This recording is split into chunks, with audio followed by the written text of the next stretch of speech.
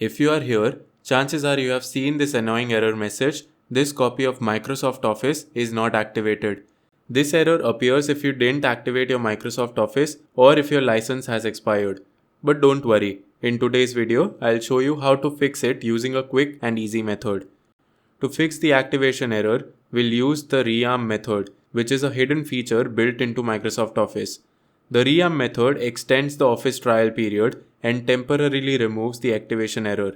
This gives you a 30-day grace period during which Microsoft Office will function without interruptions. You can use this method up to 5 times, meaning you will get extra 150 days of trial period in total. Okay, now let's walk through the exact steps to Rearm Microsoft Office. Make sure you have closed all running Office applications like Word, Excel or PowerPoint. First, open File Manager and go to the directory where Microsoft Office is installed.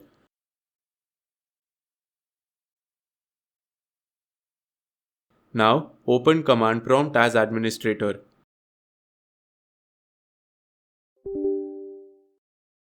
In the command prompt, navigate to the Office installation directory.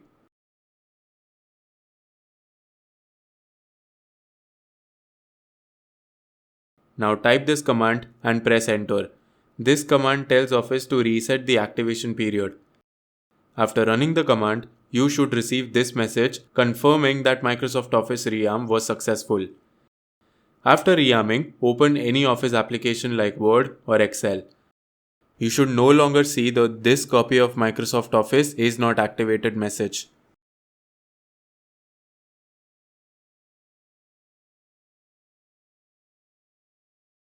Guys, please remember, rearming doesn't activate Office, it only extends the trial period.